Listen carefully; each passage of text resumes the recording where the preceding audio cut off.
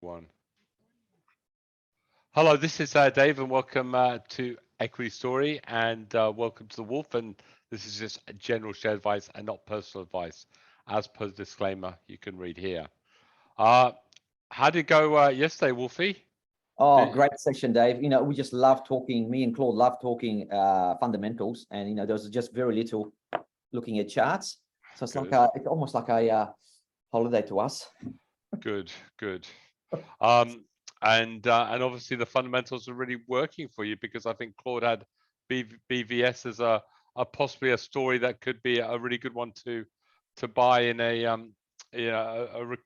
sort of a market downturn, and maybe in the crosshairs of, I think, what was he saying, crosshairs of private equity. So yeah, that was down 56%. It's amazing how good the fundamentals are, isn't it?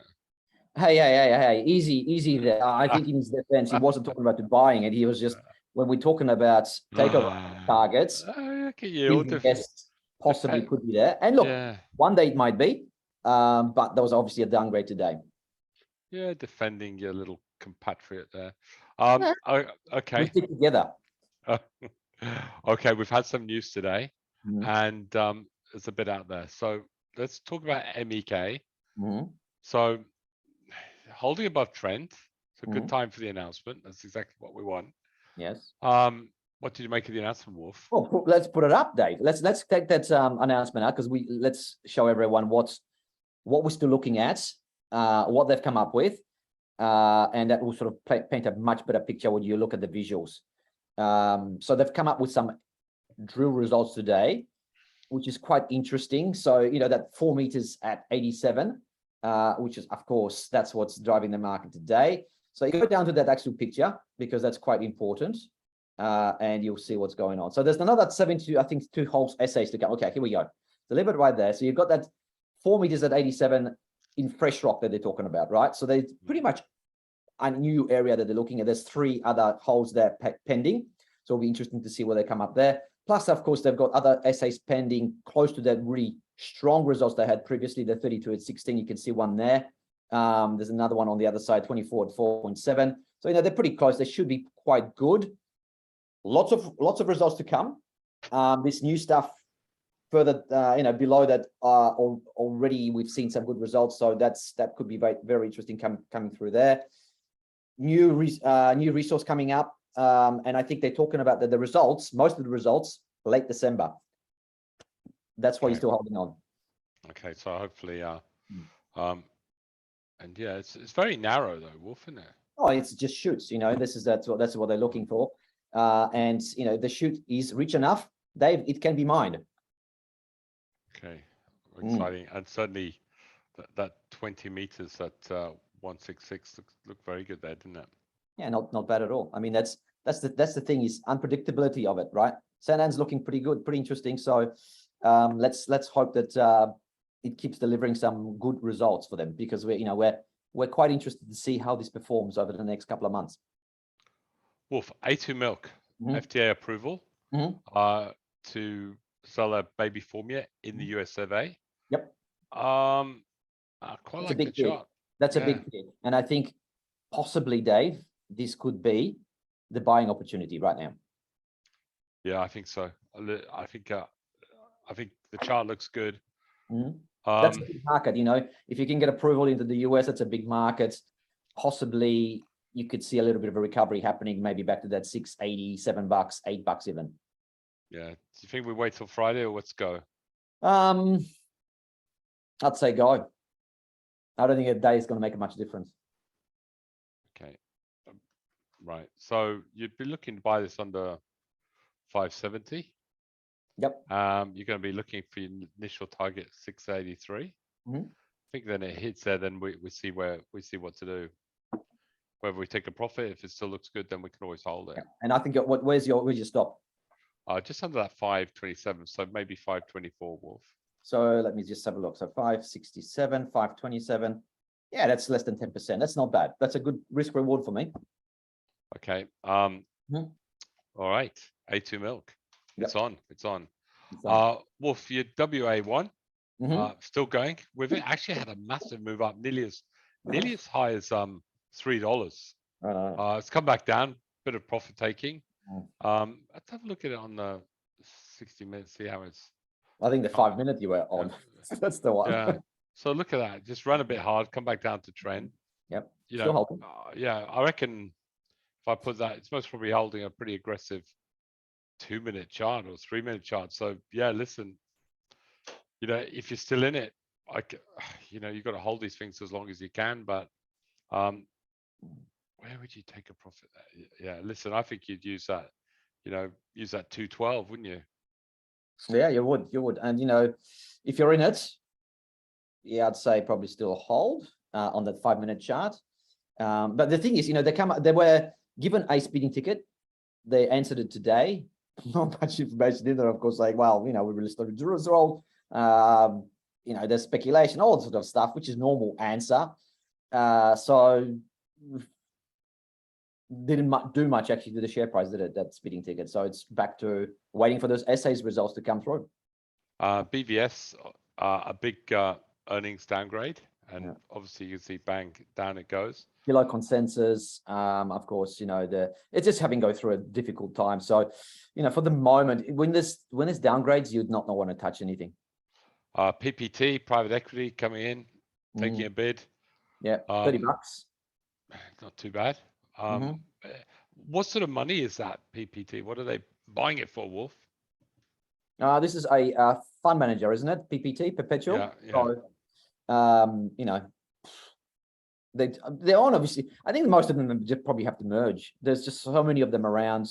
Makes sense. You know, economies of scale actually work in this industry. Woolworths down. You know, it's look at that price. Pretty disappointing today. I have to say, probably the worst results of the three. So Metcash came out with a pretty good update. Coles came up with a much better update, and Woolies came up with a pretty poor update. The first of all, the online sales collapsed. The just normal sales really was pretty stagnant, and overall pretty poor. I mean, they're blaming it on food inflation, but you know, well, how can they're having such a bad issue and Metcash isn't? I think they're all having issues. It's just how well you actually deal with it, Dave. I think that's the thing, and it looks like shoppers are going to the other shops. I mean, I don't know, maybe there's something else in there that's we don't know about, but you know, I'm a shopper at Woolies, and I'm disappointed with it. I mean, I'm going there every single time. So I'll give you an example, right? So I'm going into Woolies a couple of days ago, and I'm looking for, you know, I'm one of those new age Cape guys. I'm looking for yogurt that's actually lactose free. Do you think I can find any that's actually quite decent? You've got one choice. I remember going to Coles or Metcash, and they've got like 5 different choices. I don't know. Something's not right with Woolies. I think they need maybe a bit of a kick up the ass. Okay. Try just becoming a vegan, or you're lactose free. Well, you know, we've got all our issues. Yeah. Poor delicate little. The older we get, the more issues we get. All right. AUB, Wolf. I don't mind that look of that chart, actually, because it had a good move up so far this week. It's a little bit down. Yep. But, you know, if I was in that, I'd be holding it. Dave, I'd actually be buying this. This was an upgrade today. So you'd be buying it? Yeah, I'd be buying this. A little upgrade. So they've had a guidance between, I think, 87 to 91. They've pretty much upgraded the guidance, saying it's got to be now between 90 and 92. So top of the guidance, maybe I'll just outperform the top of the guidance, which is nice, right? So they are going very, very well. Their latest acquisitions also, they're talking about that it's actually trading above the expectations, what they've actually hoped for. So it's all going quite well. The insurance space is actually not a bad space to be in the current market. So I think this is a buy. Okay. So take it up to 22. Okay. At the very least. I want to set a trade. You want to? Okay, let's put it. Yeah. Don't ever knock back a upgrade. There could be more to come later down the track. You just want to target 22, yeah, and a stop loss. Just on a on the first pass instance. You know, I'm probably going to the 24, to be honest. You know, I'm being aggressive here and I'm thinking 24, but let's just take it to the 22. If I can take a 5, 6, 7% quick trade, I'll be happy with that. All right. Does it make you nervous that it's down today, or do you think it's just No, I think the markets are pretty harsh today. just a bit of profit taking? Yep. I think the market's really down. I mean, I've only got about, I don't know, on my huge watch list, not many that are up in the green. All right, well, let's go for it then, Wolf. I mean, it has got a tight stop. I would argue maybe you could wait till Friday, but I'll go with you today. Well, I'm gonna leave it to you. I'll leave it to you. If you want to leave it to Friday, we'll discuss it. Thing, but I'm liking what I'm seeing. This was part of my top 10, right? Top 10 of FY22 results. So they're delivering already. So I want to be buying these things when I see good news continuing. But I'll leave it to you when you want to buy this, right? So I'm happy fundamentally, very happy fundamentally that we've put it on as a top 10. Hopefully it goes on with it over the next 6 months. All right. Believe in the wolf. We're going to buy it. And ELO, Wolfie. Again, you can see why it's in the crosshairs of private equity, a very good, strong announcement. Yeah, well, I mean, great timing by the private equity guys. Knocking off a company that's really been done in the dumps, but delivering. That's what you can say. So that's what sort of companies are getting bought out. That's why I gave you like a top 10, top 5, top 6 list yesterday or the day before with, I thought, the companies that are delivering. Wolf, can we talk a little bit about the market? Because, you saw the Dow, NASDAQ come off again last night. And, you really wonder why. It's not like we don't know the inflation. I mean, it's not like we don't know that the Fed have got to keep pressing the button and keep going forward. So why is the market so dumb that they have to be treated like a 2-year-old baby and led by the hand? And what's going on here? Because it's driven by really amateurs. A lot of the amateurs out there, people that know what they're doing. It is. It's almost like the market's on L plates, learner driver type stuff. It's almost, you have to head feed everyone. I mean, it's fairly bloody obvious, right, that even with this move that they were flagging about 0.75, that inflation's not 10. I mean, we've seen enough evidence. They've been coming out with the updates saying, inflation's still at what, 8, 9, possibly not under control at all. So they have to keep going off. I mean, that's the obvious thing, right? So you got the Fed talking about being aggressive and being aggressive with their rate rises. Yep. And you've got the RBA really being less aggressive, being a lot slower, a lot more tentative. Well, who's right here? I think that they're both trying to obviously curb inflation. One thinks that in Australia is not as bad as in America. So they are just trying to maybe be a bit more cute with it, right? Where they are trying to balance fighting inflation, don't go to recession, right? So a soft landing. I think America's got to probably go a little bit harder at it because I think they are a bit more exposed to issues. So, I can understand why they're going a little bit harder. But, for me, I'd rather see Australia go a bit harder too. I want to see them hit it hard instead of drawing it out for the next, I don't know, 1 or 2 years, because that's where it's heading at the moment, right? There's no sign at the moment of easing of inflation. But I think both the Fed and the RBA have got this sort of really, I think, attitude is that we're going to try and engineer a soft landing. Yeah. Now, historically, if you go back the years, there's been recessions, and there's never been a soft landing to handle inflation. The only way you handle inflation is by, unfortunately, weakening the economy and putting people out of work. There's nothing soft in that. So the world needs to just man up a little bit and say, like, okay, we're going to have to go through some tough years. And I think if we do that, most people will be better for it. Yeah, and I think, Dave, and I think the greater of the two evils is inflation, right? Because usually recession only lasts for a short period of time, right? And we're back to normal. I think inflation could be lingering out for a long time. So you got to smash it hard and fast, because we've seen rampant inflation could destroy countries and economies. We've seen it before, right? So I think that's the greater of the two evils. right? But I don't think it's going to be the Fed putting interest rates up. Yes, you could see last night, again, it didn't like it, it sold off. And then what you've had in the past, someone else on the Fed board has come up and said, oh, it's not going to be too bad. And then the market rallies as if they've got any say in the matter. I think the last time the market rallied was when the New York Times said it's going to be okay. Yeah, someone said there's going to be a soft pivot. Yeah, right. Some guy in the New York Times and changed the market. Yeah. Oh, that's where I go.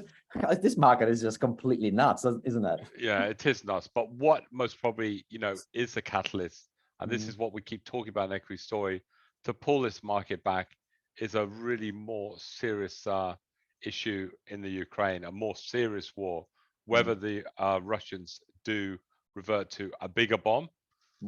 Maybe they've got a nuclear bomb. But the Russians are on the run, Wolfie. I love the fact. I have to just first say before you go on, I love the fact you've got a Ukraine map with Crimea part of Ukraine. The Russians are watching you, Dave. Well, but anyway, well done. It should be part of Ukraine, maybe. I don't know. But anyway, yes, it's the nicest map I could find, actually. It's quite nice. I like it. It's got all the boundaries, and yes. And you can even see Poland. You're near the. I know. I was right there next to Belarus, right, like 2 kilometers away from Belarus border. Oh my God, you're going to be the first country to go when the war happens, I'll tell you. But Wolf, so what? The danger is the Russians aren't winning this war. They've got major issues. So they drop a big bomb on one of these, maybe Lutsk, somewhere down here, try and end the war quickly. The Americans retaliate. This is the danger of the markets at the moment. And if we did have a few nuclear bombs go off, and I'm not saying it's going to happen, or bigger bombs, what do you think they'll do? Would they shut the market temporarily? No, but there'll be bloody huge disruption in the markets for sure. You don't think if there was a nuclear war, they'd close the markets down for a few days? No, I don't think so. I think looking at it on a capitalist view, no, you don't. You just let things play out on the markets. But I think they've got some mechanism anyway. If the market falls by 20%, then automatically shuts down, right? I think they've got some sort of that mechanism that they've put in recently. But no, I don't think it's going to shut down. I don't think we can manipulate it like that.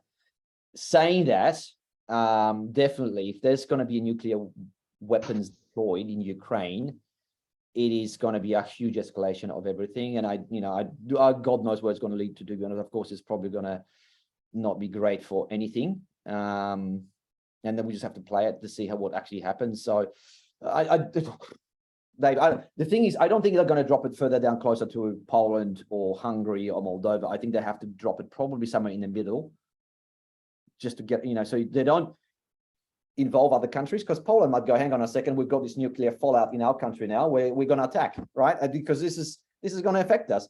They don't want to have the whole world against them.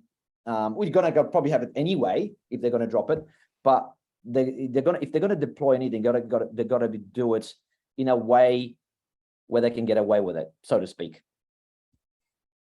If you can actually get away with dropping a bomb. I mean, this is the problem, isn't it? It's just hard to even comprehend. I can't even believe I'm talking about it, but if you're in a corner like Russia is, and they will not let themselves lose this war, and they are losing. Of course not. These kids are fleeing from battle. They're terrified. They're putting school kids in. It's what they brought 300,000 in with old-fashioned guns. I mean, it's just ridiculous. Yeah. So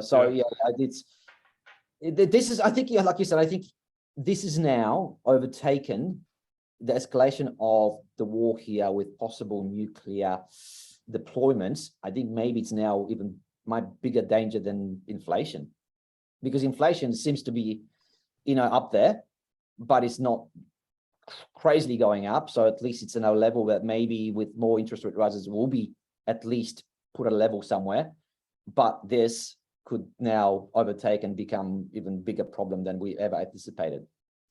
Anyway, and that's what we think we're waiting for. So when that bomb hits, or if it does hit, or bigger bombs, if this war gets bigger, Wolfie, that's when we buy the market, baby. Yeah. That's when we sort of maybe that's when we buy the market. I know it sounds because you always start looking to pick up these stocks for next to nothing. Yeah. Because I do think it'll be a shock to the system, but it'll be a shock to the whole globe. Yeah, but I think the fallout from around the world will be so big that I think the markets are going to get absolutely, pulverized, I'd say. Well, you've got American generals saying crazy stuff.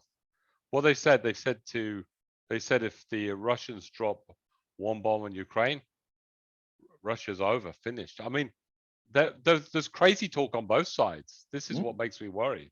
Yeah, well, what do you do to a country that drops a nuclear bomb in these days? Do you just let them get away with it? This American general said Russia will be no more. I mean, that's I think scary talk. Yeah, but it is that's America talking tough, right? But I don't think the Western nations are not as crazy as Russians. I don't think they're going to deploy nukes to fight nukes if Russia deploys it. So they'll find some other ways. I don't know, that maybe cut them off completely off the internet or something on those lines where, I don't know. Dave, let's play it. Let's see if it gets closer to it where we're seeing, then we have to obviously plan market wise what we're going to do with the stocks, what we're going to be buying, what's going to look good. Probably, if you look at it, you'd probably be still looking at those war stocks, Dave, with that ETF, with those Northrop Grummans, all those things. That could be the play still. Yeah. LMT. We looked at this. This was interesting because we looked at this the other night, didn't we? On I mean, they've had tremendous moves up recently. Is that also a precursor what might happen here? Well, that's what I'm saying. Who's in the know? These guys exactly. Is it the US government buying the stocks? Well, I'll tell you what, they know exactly who's buying what, don't they? Yeah, Pelosi probably be buying. It's scary. The market knows. It's always right. Anyway, so there's a danger there, right there. All right. On that note, happy Thursday. Oh God! What a happy note to finish on. Okay, guys, we'll see you Friday. All right. See you. Bye, Wolfie. Bye.